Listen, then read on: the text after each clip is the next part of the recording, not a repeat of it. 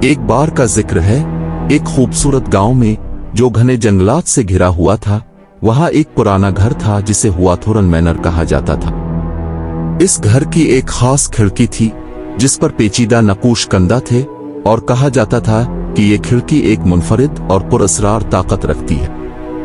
एक शाम एक जवान मुहक्किक अलीजा, जो उस खिड़की की अफवाहों से मुतासिर थी, मैनर का दौरा करने आई।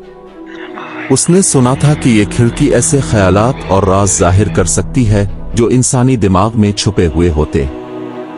जब सूरज गुरूब हो रहा था, अलीजा खिड़की के सामने खड़ी थी और उसके दिल में एक सनसनी सी थी।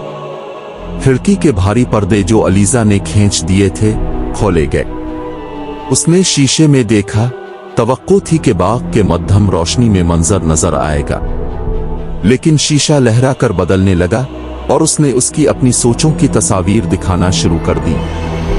इसके बचपन के मनाजिर, इसके गहरे खौफ और उसकी नामालूम ख्वाहिशात उसके सामने आ गईं। जब वो देख रही थी तो उसने बाग में एक साए की शक्ल देखी। ये शक्ल कुछ तलाश करती हुई महसूस हो रही थी। इसकी सूरत मुसलसल बदलती जा रही थी। अलीजा का दिल धड़कने लगा। उसने कभी यह शक्ल नहीं देखी थी, लेकिन यह ऐसा था जैसे खिड़की ने इसके सबसे गहरे खौफ की झलक दिखाई हो। समझने की कोशिश में अलीजा ने शीशे को छूने के लिए हाथ बढ़ाया। जैसे ही उसकी उंगलियां शीशे को छुईं, शीशे की सतह सर्द हो गई और कमरे में एक सर्द हुआ चलने लगी। साए की शक्ल ने इसकी तरफ मुड़कर देखा और उसकी आंखें एक पुरअसरार रोशनी से चमक अलिफाट है। उसने एक आवाज में कहा जो उसके दिमाग और कमरे में गूंज रही थी, क्योंकि वो दिखाती है जो तुम तलाश करती हो, लेकिन खबरदार रहो, क्योंकि समझना एक कीमत लगा सकता है। अलीजा ने फौरन अपना हाथ खींच लिया और उसका दिमाग तेजी से दौड़ने लगा।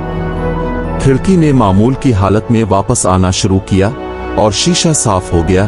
बाहर रात के आसमान का मंजर दिखाई देने लगा। लरजती हुई अलीजा को मालूम था कि उसने कुछ अहम और पुरअसरार देखा है।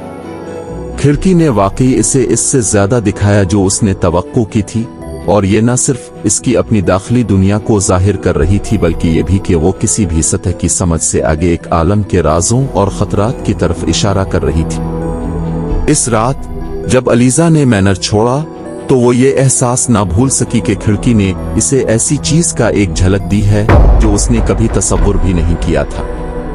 ये खिड़की अपने अजीब व गरीब नकूश और पुरअसरार ताकत के साथ एक खामोश मुहाफिज के तौर पर राजों की निगहबानी करती रही, इंतजार करती रही कि कोई अगला मुलाकाती अपनी रूह की गहराइयों में झांकने की हिम्मत करे।